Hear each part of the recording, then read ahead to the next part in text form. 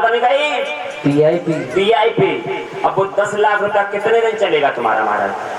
अब आदत बन गई तो वो सारा घर से खर्चा होने लगेगा। अगर अनर्थ का धन खराब नहीं होता तो महाराज परीक्षित को श्राप नहीं लगता। बाबा भीम का मुकुट जो जरासंध से छीन के लाए थे वही तो उन्होंने सर पर धारण किया। अनर्थ का धन था, तभी बुद्धि खराब हुई और उन्हें साप लग गया। बढ़ रही कलयुग की रफ्तार, कैसे भक्त जिए दुनिया में। भाई भाई का तक्षक और घर का बन गए भक्षक, लेके खड़े रहे हथियार, कैसे भक्त जिए दुनिया में। मंदिर मस्जिद गुरुद्वारे, उस दिन कलश यात्रा में गया था मैं, तो आपके यहाँ देखा भव्य मंदिर बना है। मुझे तो अभी आया हूँ कथा में तब मालूम पड़ा कि आपके पावन धाम में ऐसे महापुरुष, आज मुझे कमरे पर सूचना मिली कि वो आ चुके हैं, पंडाल में बैठे हैं आसन लगा के। आपके गांव पावन धाम की भूमि में ऐसे महापुरुष उत्पन्न हुए इस पृथ्वी मैया पर, जिन्होंने अपने कर कमलों से पवित्र कमाए आपके पावन धाम में लगाई है।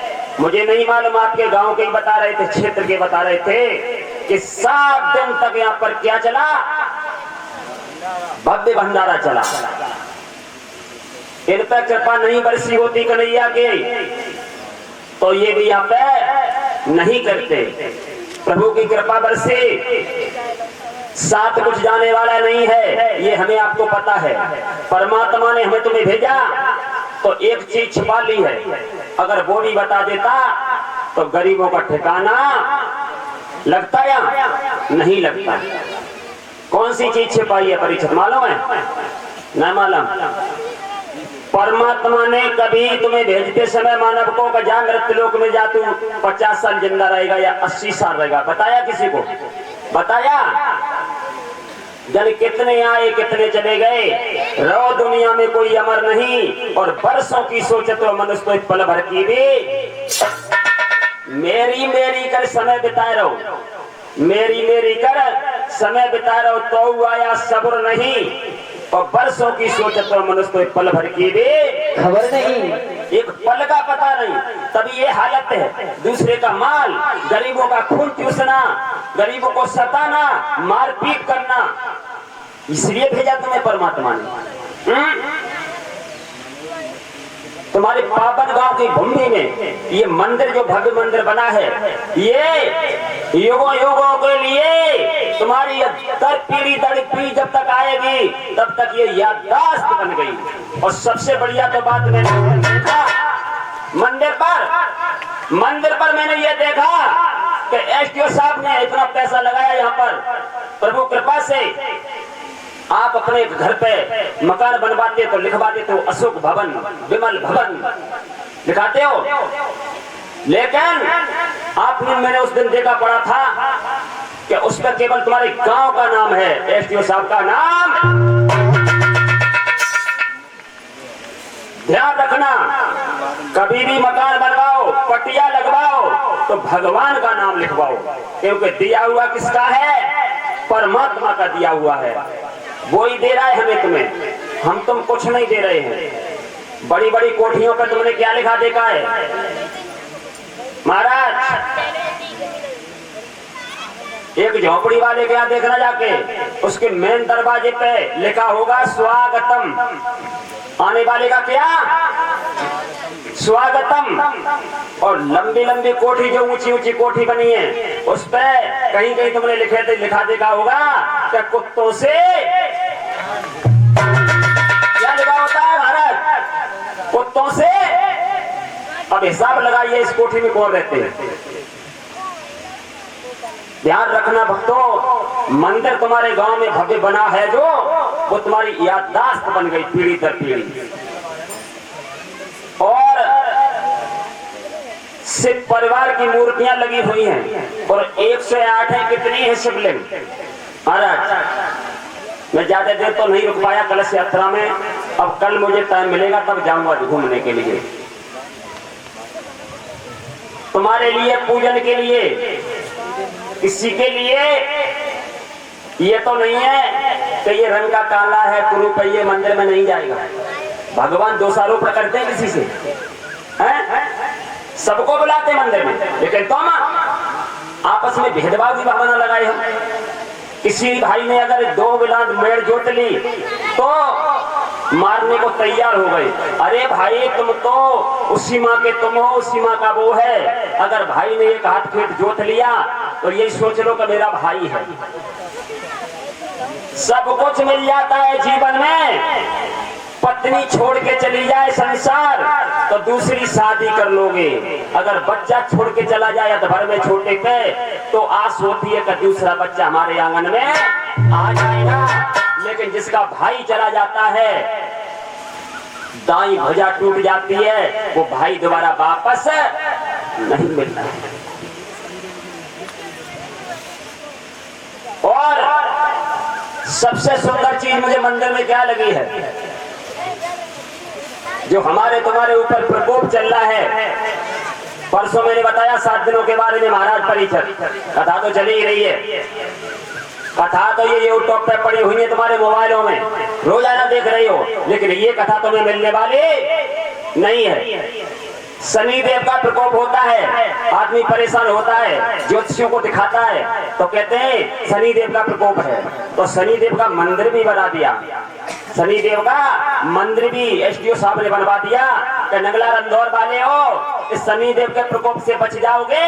शनिचर वाले दिन जाना और पूजा करना, वहां पर दीपक लगाना। जब दीपक लगाओगे वहां पर वो ज्योति शनिदेव महाराज कृपा करेंगे, तुम्हारे हृदय के अंदर ज्योति चल जाएगी।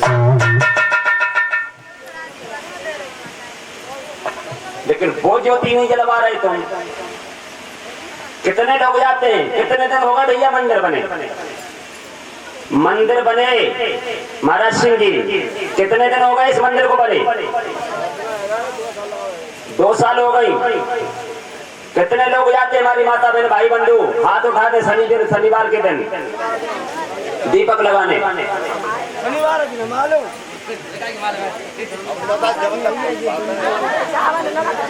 ध्यान रखना, अगर तुम पूजा मन से करोगे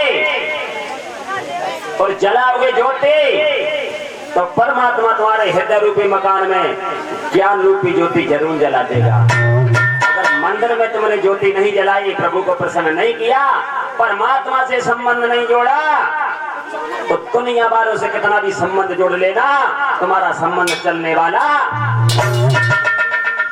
प्रभु से संबंध जोड़ना सीख जाओ, क्योंकि ये संसार मतलबी है। मन में यही विचार रखो, हे कन्हैया, हे परमात्मा, आपकी कृपा से सब काम हो रहा है और करते हो तुम कन्हैया, मेरा तो नाम हो रहा है। यहाँ मंदिर बन गया भव्य तुम्हारे आंगन में। नाम किसका हो गया? एसडीओ साहब का। और कराया किसने? भगवान ने। इतना पैसा खर्च क्यों किया है? तुम्हारे समाज के लिए किया है। और ये आते हैं तो तुम्हारे गांव में घूम के ये भी देखते हैं, मुझे बताया कि कौन लोग परेशान है कौन नहीं परेशान है। गठबंधन करके रखो, गठबंधन बनाया इन्होंने तुम्हारे लिए। और अगर तुम्हें गठबंधन जोड़ना है, आपस में मेल करना है, तो तुम्हारे घर में रोजाना झाड़ू लगाते हो, उस झाड़ू से सीख ले लो। झाड़ू अगर टाइट बंधा हुआ है तो उसमें से एक भी सीख निकलने वाली नहीं है। और थोड़ी ढिलाई हो गई तो धीमे धीमे उसमें से सीख निकलने लगती है। वही हाल तुम्हारे परिवार का है। पहले परिवार का एक मुखिया होता था, उसके इशारे पर पूरा परिवार नाचता था। और आज तुम्हारे 4 लड़का है तो 4 मुखिया है घर में। ये हाल क्यों हुआ है? जब से ये मोबाइल चले, एक एक बच्चे का 2-2 मोबाइल।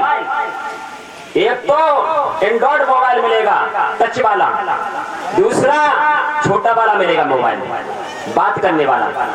बताइए अब 2 मोबाइलों का रिचार्ज कितना होता है? 500 रुपए।